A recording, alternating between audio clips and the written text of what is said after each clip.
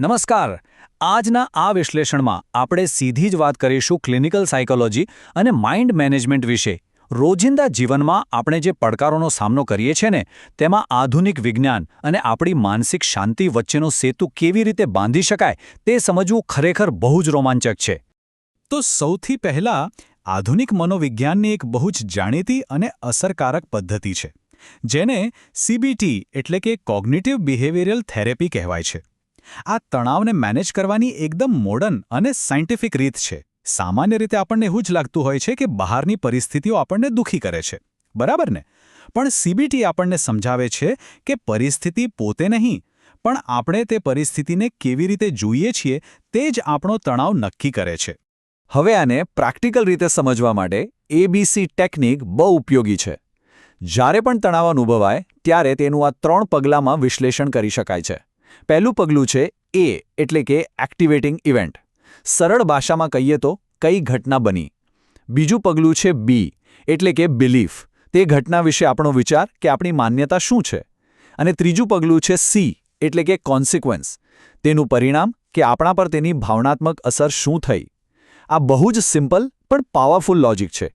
અને આ વિશ્લેષણનો મુખ્ય હેતુ શું છે?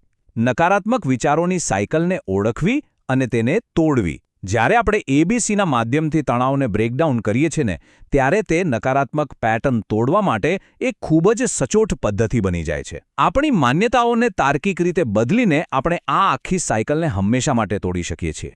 પણ અહીંયા એક બહુ મોટો પ્રશ્ન થાય છે. જ્યારે મન ખૂબ જ અશાંત હોય ત્યારે શું કરવું? વિચારોનો ભારે તોફાન ચાલતું હોય અથવા અતિશય ચિંતા ઘેરી વળી હોય ત્યારે મન આટલું તાર્કિક વિશ્લેષણ કરવા માટે સ્થિર જ નથી હોતું. ત્યાં કોઈ લોજિક કામ નથી લાગતું. ત્યાં માત્ર શાંતિની જરૂર હોય છે. અને બરાબર આવા જ સમયે આપણે આધુનિક પદ્ધતિઓ સાથે આપણી પ્રાચીન ભારતીય ધ્યાન પ્રવિધિઓનો સહારો લેવો જોઈએ.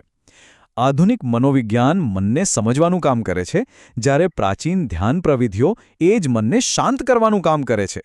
આ બંને એકબીજાના વિરોધી નથી, પણ સંપૂર્ણપણે પૂરક છે. તો ચાલો અત્યારે જ એક નાનકડું માઇન્ડફુલનેસ અને પ્રાણાયામનો પ્રયોગ કરીએ. આપણી જગ્યા પર એકદમ આરામથી બેસી જઈએ. હવે આપણી આંખોને હળવેથી બંધ કરીએ.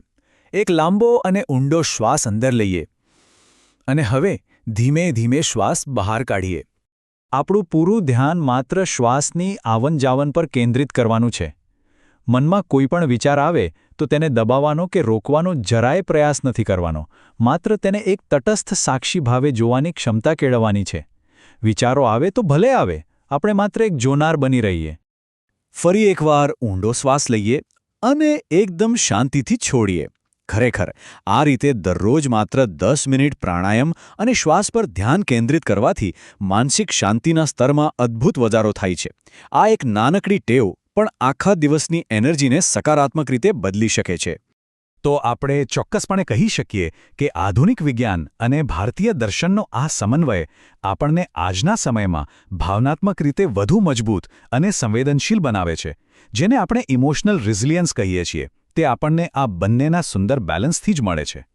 અંતે આજના આ એક્સપ્લેનરને પૂરું કરતા પહેલા એક વિચાર પ્રેરક પ્રશ્ન સાથે છૂટા પડીએ. ક્લિનિકલ તર્ક અને પ્રાચીન શ્વાસ પ્રવિધિઓનો આ સમન્વય રોજિંદા તણાવ પ્રત્યેના આપણા પ્રતિભાવને કાયમી ધોરણે કેવી રીતે બદલી શકે છે? આ બંને પદ્ધતિઓને આપણા રોજિંદા જીવનમાં ઉતારીને જ એક શક્તિશાળી માનસિક કવચ તૈયાર કરી શકાશે. આજના આ વિશ્લેષણમાં જોડાવા બદલ ખૂબ ખૂબ આભાર.